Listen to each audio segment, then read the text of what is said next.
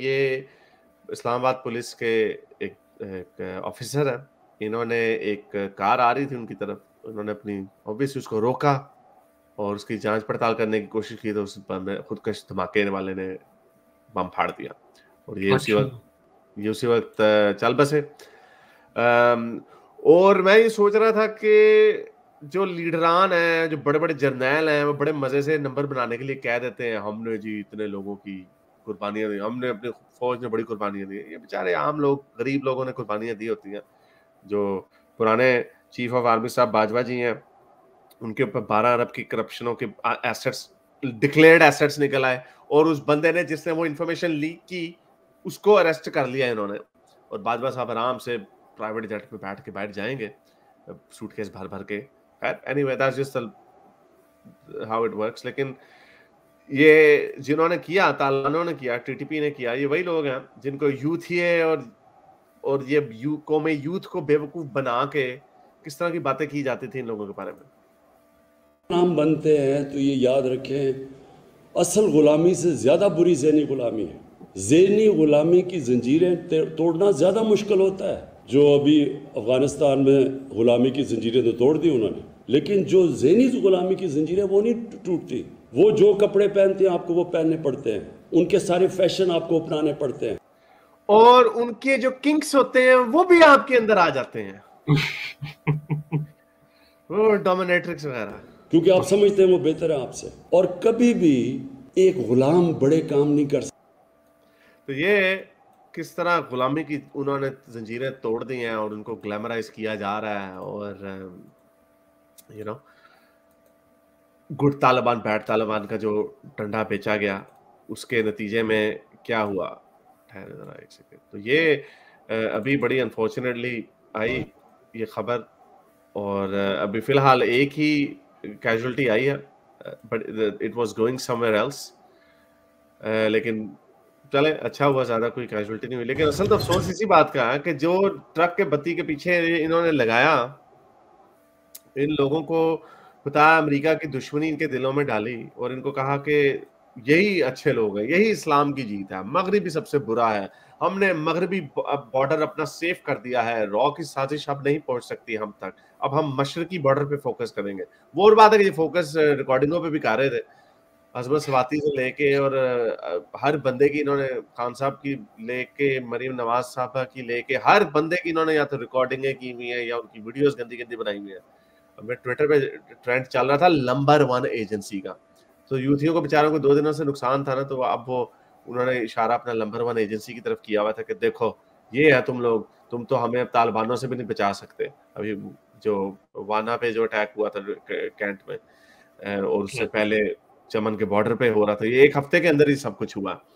तो वो ट्रेंड उनके ऊपर गालियां पड़ रही थी आईएसआई को और पाक आर्मी को। लेकिन मैं ये सोच रहा था कितना आसान है इस अवाम को बेवकूफ बनाना कि लीडर खड़ा होके कहता है हाँ जी हमारे भाई हैं तालिबान वगैरह। अब किधर के गुड तालिबान बैड तालिबान? ये जो जेल जो तोड़ के जो कैंट में जो हमला किया था उन्होंने, वो अगर बैड तालिबान थे तो वो गुड तालिबान के पास जाने का मुतालबा क्यों कर रहे थे? वो कह रहे थे हमें तालिबान अफगानिस्तान में बाय एयर छोड़ के आओ।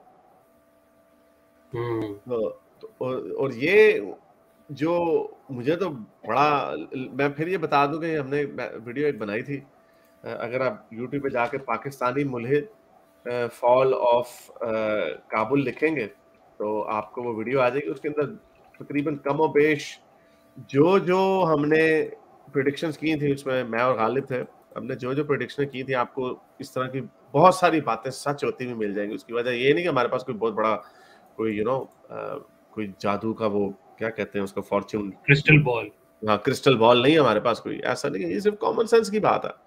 मैं देख रहा था नीचे लोग कमेंट करते हैं, हाँ मैं इनको सपोर्ट करता था पहले, देखो हाँ ये तो असल इस्लाम नहीं है।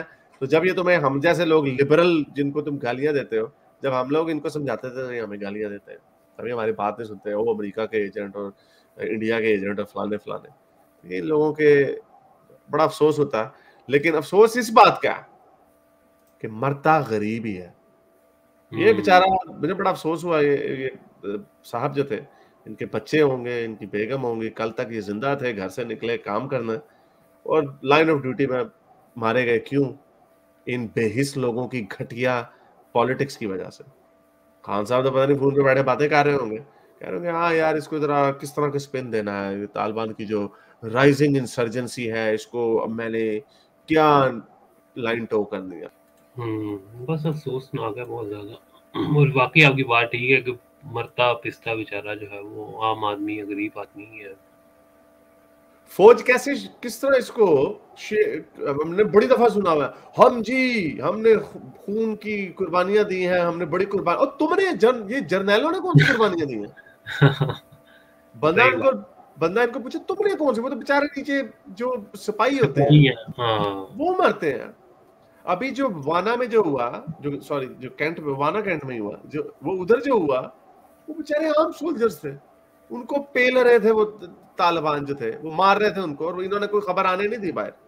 वो सारे मर गए होंगे जो इन्होंने ऑपरेशन किया ना, इन्होंने कौन कहाँ छुटे होंगे, उन्होंने सारों को मार दिया होगा। तो बेचारे आम जवान लोग हैं, आम लोग हैं। पॉलिसी कौन बनाता है जी? ऊपर वाले। हाँ जी हमने अमेरिका को यहाँ से निकालना है, तो ये जो दरिंदे हैं, दरिंदे, इनको यहाँ पे ला के बिठाना है, क्योंकि कम से कम ये रॉ को तो नहीं ना आने देंगे।